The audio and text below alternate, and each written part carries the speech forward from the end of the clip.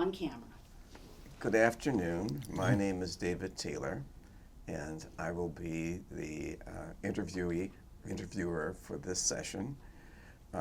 We are at the Atlanta History Center. Today is Friday, April 13th. With me today is Reverend Thomas Bristow, who is a veteran of World War II and a member of the Tuskegee Airmen. With me also today is Sue Veerhoff, the Director of Oral History and Genealogy at the Atlanta History Center. Reverend Bristow has served in the military from 1946 to 1950, and then was recalled again to serve with the Korean War, and was just honorably discharged in 1951. This oral history is being recorded in conjunction with the Association for the Study of African-American Life and History, who is in partnership with the Atlanta History Center's Veterans History Project, sponsored by the Library of Congress. So that being said, we are honored to have you with us, sir, and we are looking forward to you unfolding your life, history, and experiences for posterity. Okay. Let us begin with the beginning. If you state for the record your full name and your date of birth. Thomas N. Bristow, Sr., September 3rd, 1928. Okay. And you are 89 years of age. Congratulations, sir. Thank you. Marvelous for the years. By His grace. So, where were you born? I was a little bit about your parents and then where were you born? I was born in Newport News, Virginia. Okay. They call it Tidewater. Born by single parents. I was raised in Newport News, and I remember that when the Second War broke out, prior to that, they had an ambassador from Japan, invited by Roosevelt, the President of the United States. And I also remember December the 7th, 1941, when Pearl Harbor was bombed, that then at that time, we really didn't have no defense mechanism, so a lot of things were done by camouflage. Now I remember that they practiced blackouts. All your shades at your home had to be dark.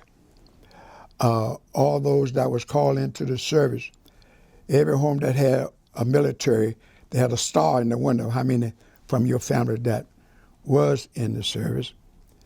And also there was rationing.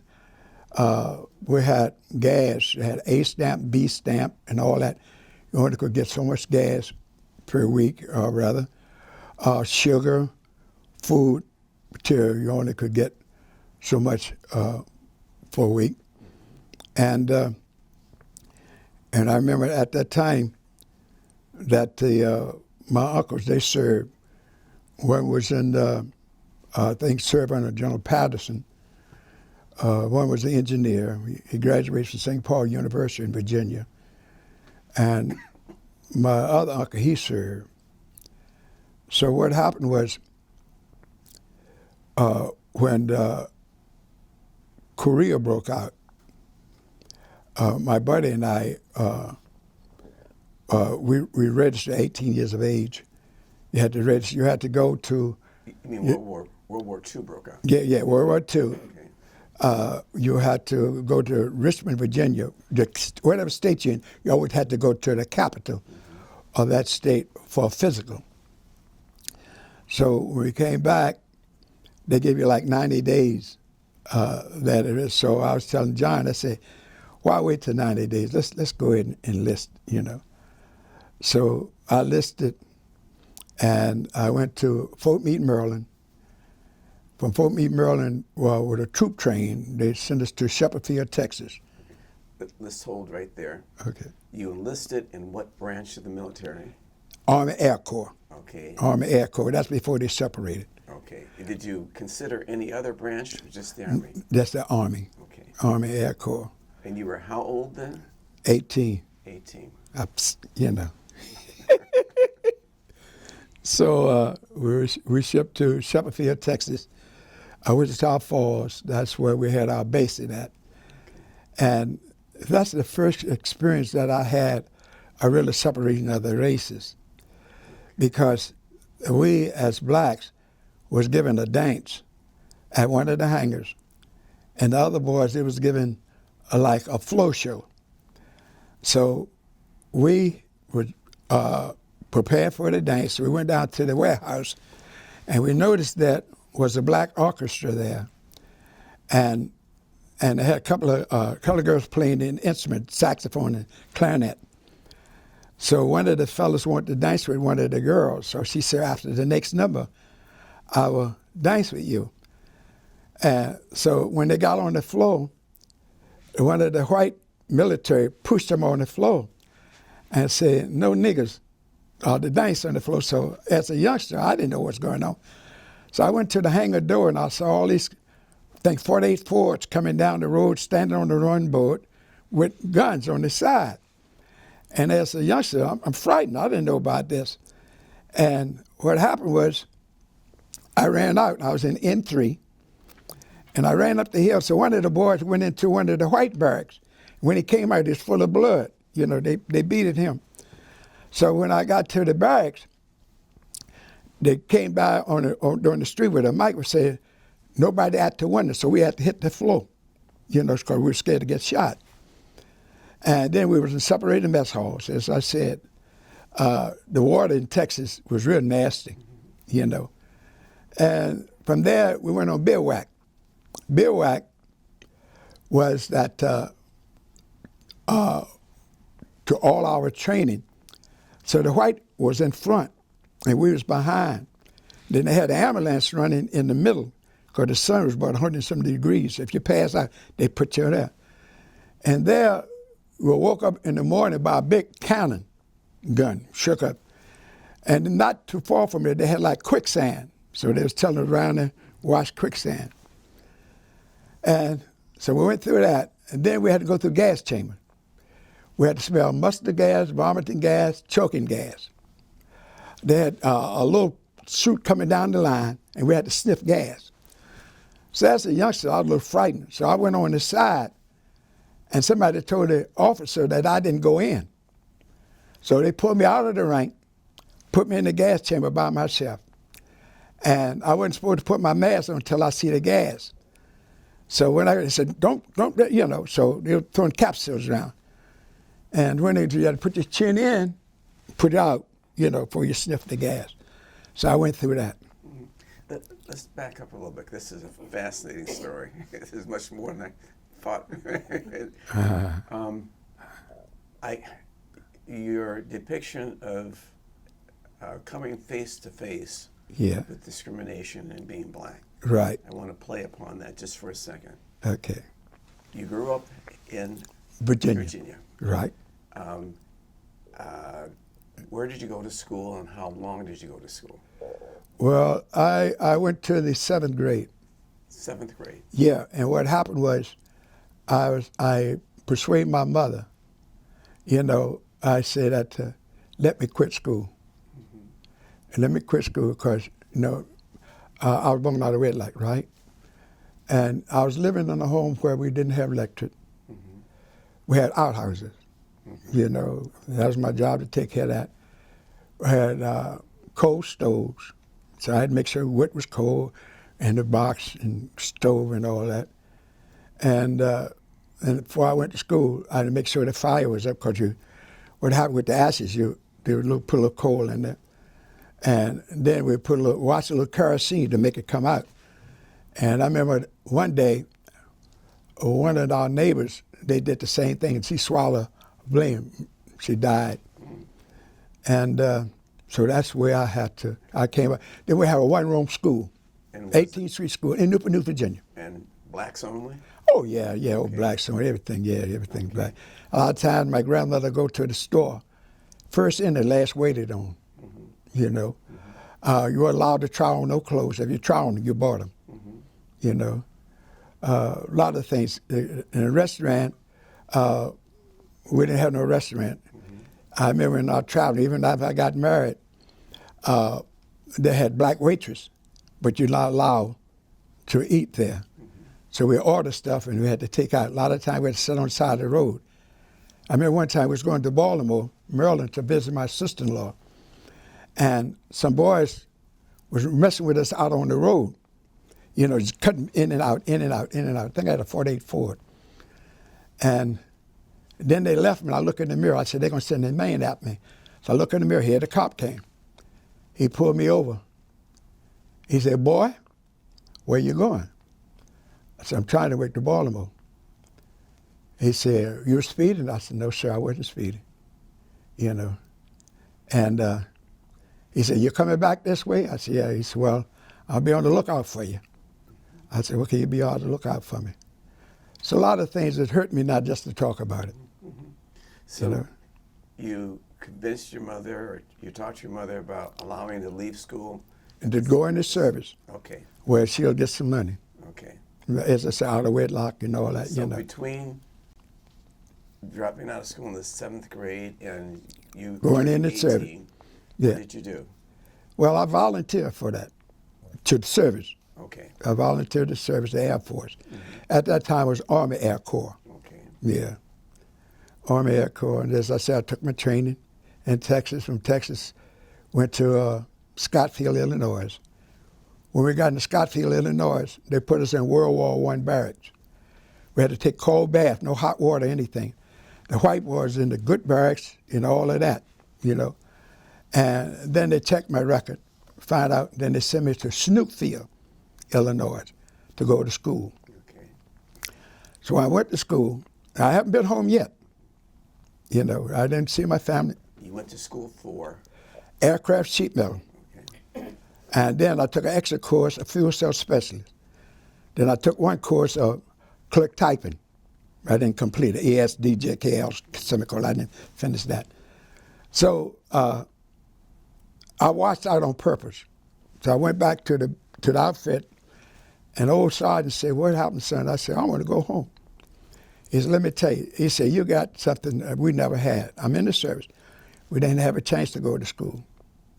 And now the government's putting you in school, and you watch out on purpose so you could go home, you know. And he went up one side of me and came down on the other side of me. I felt so guilty that I went back to the school, and I met the commander of the school, the colonel, and I told him I'd like to finish school. And he said, I'm going to do something I never did in my whole career. He said, but if you ever bring me a low mark in your class, what I'm going to do to you? So I completed the school, aircraft CML. Then I took extra course, fuel cell specialist, you know. And from there, I went to Lockburn. Okay. So when you finished school, what was your rank? Well, school, my rank was, I was a PFC, you know. And later on I became sergeant and all of that. But then they sent me to Lockburn. And Lockburn, they had the B-25s. We had B-25s, and I wanted to be a tail gunner. So what happened was they took the 25s from us and brought us P-47s, fighters. And so I was in the 100 Fighter Squadron on Colonel Davis, where he was the base commander. Chappie Jane was in the 99th. Dave was in the 301st. I was in the 100. And my engineer officer, he liked me. And so when we broke up the outfit of the 25 squad, what happened? A lot of the pilots got out of service, but they couldn't get no airline jobs. They wouldn't hire them because they were black. So when they came back into the service, they would not give them the commission.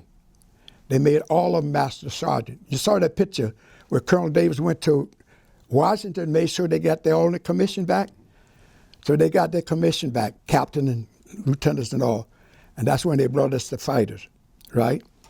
So when they put me in the 100th Fighter Squadron, my commanding officer, Hall, we got on pretty good terms, but he got killed that afternoon, him that made the dogfighting. And from there, Major Griffin, I was in love with my childhood sweetheart. So I wrote a letter to their parents for the commission to marry her, and because I couldn't come home, you know. And the mother was a little lavish, but the father saw me. He kind of liked me. So in other words, I was waiting, and I sent her the ring. Yeah. So I was in the barracks one day, and they said, Bristow. I said, what? See, they want you down in the order room. I said, wonder what I've done now. So I went down and I said, hello. She said, I'm here. Uh-huh. She said, I'm here. I said, where's she at? She said, I'm at the station. I said, oh, boy, what am I going to do now? You know? So I said, okay. I said, well, I'll be down to get you. So I went to the station, so I found a home in Columbus, Ohio, Mrs. Smith. So I'd taken her there, and she said, this is a young lady you're going to marry? I said, yes, ma'am. She said, let me show you the room. So she went upstairs and showed me the room. And we came back down. And she said, I said, yes, ma'am. She said, now, this is the only time you're going up there. She said, unless I see some papers, then you can go up there. So April the 7th, 1940, 7 o'clock, Major Griffin married wife and I. Okay. It's a remarkable story. Yeah. So when I got out of the service in 49, I tried to get jobs. I went to New Shipbuilding Company, tried to get a job. I couldn't get a job. So I got a job at the as a coal trimmer. As the ships come in, we're loaded with coals.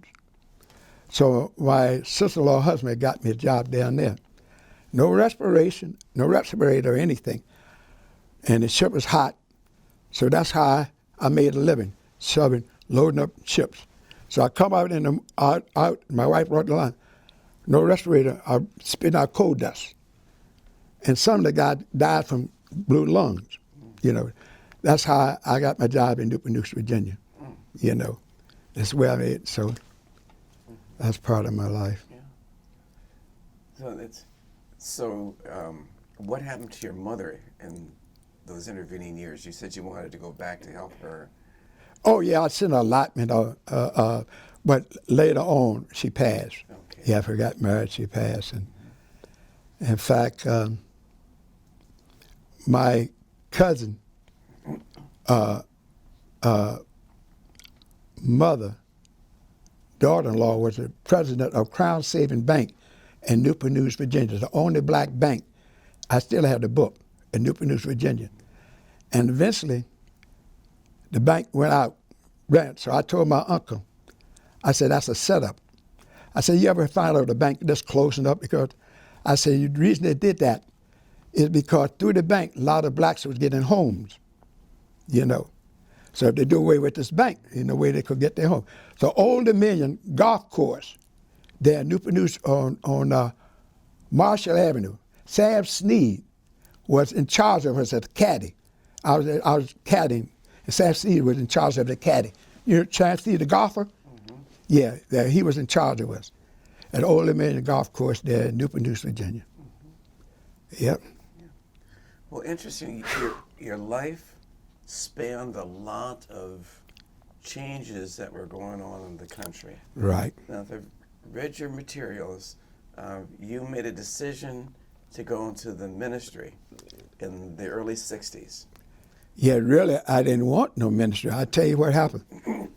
I was living in 84 Carnegie Avenue in East Orange, and my daughter wanted to go to church. So I called a lady next door to take my daughter to church with her. So one Sunday she took her to church. So I called her again. She said, look, she said, that's your daughter? I said, yes, ma'am. She said, you get your so-and-so out of that bed and take your daughter to church. 84 Carnegie Avenue, Union Baptist Church in Bloomfield. So I got saved through my daughter. I got convicted through my daughter by taking her to church. Okay. And then after I started going to church regularly, my family and all, then I was called in the office by the chairman of the deacon board and the pastor, Reverend Daniel Smith. And they said, Brother Bristow? I said, yes. He said, we received a letter about you. I said, yeah. I said, you been on watch. I said, really? He said, what do you better think about becoming a deacon of the church? I said, I don't know nothing about the Bible or anything like that, you know? And I accepted that. I said, I better go to school. So I went to Northern Baptist School of Religion as a deacon to learn more of the Word of God. And from that happening, I was working at Wright's Aeronautics. Like these big bombers you see now, we made the planes, the jets. And that day I couldn't test my machine. I started swelling up, you know, right? So we were doing a lot of government work, so you just couldn't walk out the plant unless you see the foreman, and they'll give you a pass, and the guard had to see it. So I was looking for the foreman. I couldn't find, so I got the shop steward. He said, well, I said, I got to get out of here. And he said, I said, give me a pass. So he gave me a pass, and I went out. So the guard name was Jack, and I look up in the sky, looked so pretty. So I went to 989 Valley Road in Montclair, New Jersey. I banged on the door, and the pastor White said, what's wrong? I said, I got to see the pastor. So he said, who is it real? I said, Brother Bristow. He said, have him come up. And he said, what is it, son? I said, you got to tell me something. I can't sleep, I'm walking, and a whole lot of things. I can't get peace. He said, only way you're going to have peace, son, God is calling you to preach the Word of God. And I said, peace will come? He said, peace will come. So I went home, and the wife, she said, what's wrong? I said, I don't know. So she said, what you doing? I said, get the kids going. We're going down the landing. We're going fishing. Every time I had a problem, I always wanted to go fishing. I went down Atlantic City. I threw my line out, thought it hit the water, hit around a lady, Nate. She came back. She said, what's wrong, son? I said, I don't know. So I told her, get the kids back. We went on back. So I told everybody at school. So first Sunday night I preached. I went into the book of Jonah, where God told him to go down to Nineveh and preach against that wicked city. And Jonah didn't want to go, but he did. And the fish crawled him, and the fish spewed him out. So that was my trial sermon. So I've been running ever since. Then by that, God blessed me to own the first black grocery store in Mays Landing. I did my son graduated from Millville High. I was called for his graduation class to bring the invocation. My daughter graduated from Oak Grove High. I was called to do her invocation for her graduation class. I built a brand new church there in Woodbine, First Baptist Church of Woodbine. My name is on the cornerstone. Then the Bethany Baptist Association Union, I became the president of Ebenezer Union, our permanent council of different organizations. So it's a long career here. Let me query you about something else here.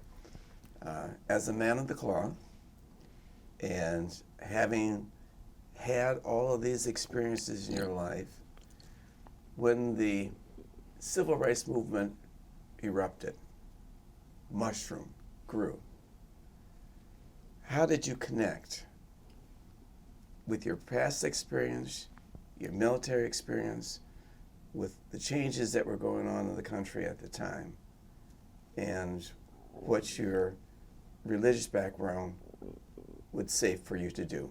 How did you meld all of those? Well, basically, I built on the Word of God, is that all human beings that are born in this world is entitled to salvation. I remember when the scripture,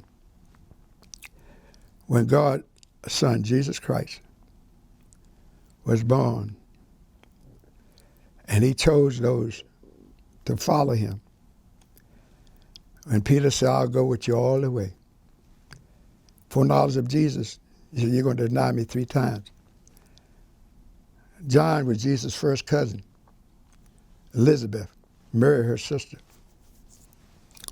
When John was in prison, and he knew Jesus, soon Jesus was going to come to relieve him. John was there because he told the man it was unlawful for him to have his brother's wife. And Jesus didn't go. He said, but you tell John, the lame is walking, the blind is receiving their sight, and all of that. And even when I was in school, I said, Jesus, but that's your cousin. You know, he didn't go. And then when John thought that he was going to be released, they came down when this young girl danced before him. And he said, I'll give you anything you want. She didn't know what to ask for. She asked her mother. And the mother didn't like John. She said, give me John's head on a platter. So when the man came down, John thought he took his head off and put it on a platter and gave it to her. You know. And I said, but Jesus, that's your cousin. And the same thing with salvation. We look at the things of the world. Flesh will always be craving for the things of the flesh. But you have to remember, you got to look beyond that. And just like death. Now, when I taken my wife downtown for her treatment, nobody wasn't going to tell me that she wasn't coming back home. She passed. When my son died over in Germany, my oldest son, I buried out in Lincoln Cemetery, not too far from his wife. I've been by the bedside where those was crossing over. You know, you got to look beyond this life and the life to come. And in this life, your first enemy is your family. Somebody's always going to bring up your past, what we used to do, and all that. But soft answer would turn away wrath. You know, never try to justify yourself. You know, just keep quiet. You know, they're a separate belief. Same thing with faith. Substance thing to hope for, evidence is not seen. But it's the Holy Spirit that is in you. It's just like when you go into the service, your life is not your own. Your life belongs to the government. You don't tell them where you want to get up, where you want to go. You put a gun in your hand. It's the same thing with Christ. Once you become a Christian, your life is not your own. Sure, that's a battle. Flesh against the spirit, spirit against the flesh. You know, but you got to look beyond that. And when he promised you, I will be with you always, I'll never forsake you. And that's what he is. He'll never forsake you, even through these things. And through the things, then you have to look at the cross. Here's the Son of God. Even on the cross, one on one side of one. He said, why don't you save yourself and I? But Lord would say, look, you talk like a foolish man. Our punish, we being justified what we do. But this man had done nothing wrong. He said, well, Father, Lord, when you come in your kingdom, would you remember me? He said, this day you should be with the paradise. Just like that. So looking back on your life, can you see direction? Can you see through the things that you have experienced that perhaps God put you on a path? Mm-hmm. Yeah. Oh, yeah. I looked at as a young boy, deprived of my livelihood because of the color of my skin. Yet still a citizen of the United States. As I said that when Truman signed that bill for all those Italians coming to the United States, right down to South Jersey they went. And then they had they were raising chickens and all of that. So when their time was up, they moved out, and we bought their property. You know, I bought, as I said, Mays Landing. I raised chickens and all of that. We bought their property. And then I live in Mays Landing. My tax was Mays Landing, but it said we live in Bears Head. So I went downtown. My taxes is Mays Landing. Why you say Bears Head? That's to let the people know where all the black people live at, you know. And even when I was trying to get them to fix the road there, coming out of Bristow, going into Atlantic City, they wouldn't repair it. So one night, we had all that snow, The girls got stuck in the ditch. I went downtown. I said, y'all can fix that road now. What do you mean? I said, because you don't want no white girls to be around among us. They did the road. I always fought for what I believe in. Don't segregate me because of the color of my skin. My boys lost their life over there in Italy, Germany, and Japan. In fact, when I went over to Okinawa, Japan, my son was stationed there. I went into the Japanese Air Force. They treat me like a king.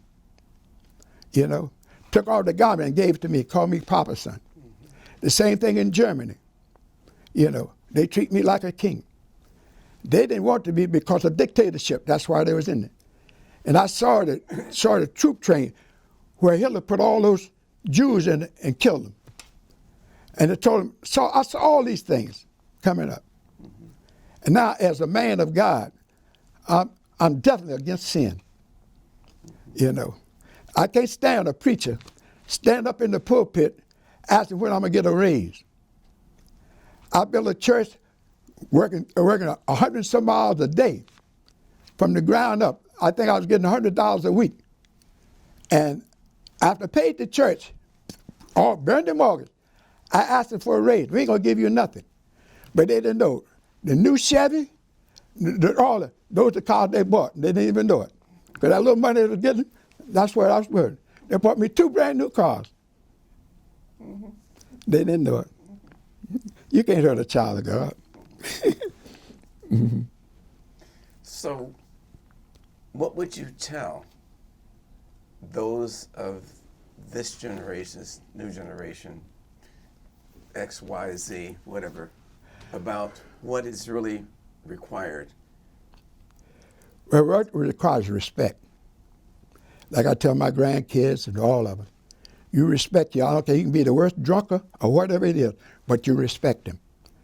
And always keep your ears open for wisdom. You can gain knowledge. Knowledge is good, but knowledge is no good unless you have wisdom. How to use that knowledge. Yeah. That's great. Mm-hmm. Any other words of wisdom that you'd like to impart? That only thing I say, if you don't know Jesus Christ, catch him quick. Get on board quick, because we don't know where death at. And death has come to all of us. Yeah. Yeah. Earth to earth, ashes to ashes, dust to dust. Mm-hmm. Part of this experience, this interview, is that we encourage people who might have memorabilia to share that with us at some point, that we might be able to put that in the archives here. And so I would encourage you, although we haven't brought anything today, if you have anything that kind of documents your experience in the military, we'd be more than happy to receive that. I gave you my card, right? I haven't received Didn't it. I give a card? You gave me a card. I thought I gave one. I thought I gave you a card. Did I give you one? No, sir. Got your biography, but Well, charge it to my you-know-what and not my heart. Let's see. Well.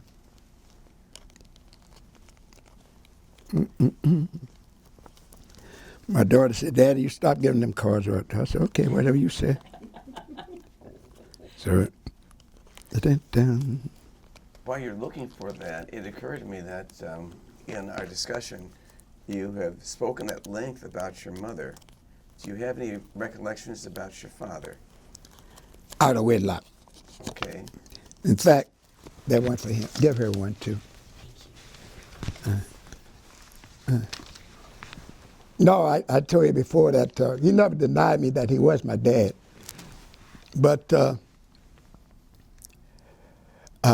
when he found out I was in the ministry, he came up from Virginia in Egg Harbor, Macedonia Baptist Church, and on the church director outside, he saw my name there and he started crying, you know. And a lot of times, it's not that my mother didn't want to marry him, but his lifestyle. His lifestyle, you know, that she just couldn't put up with his lifestyle. But he never denied who I was in a relationship. And then I got that call one time, because as I say, he was a hustler, he was all that, you know. And I got a call, they found him on the side of the road, somebody blowed him away. Mm.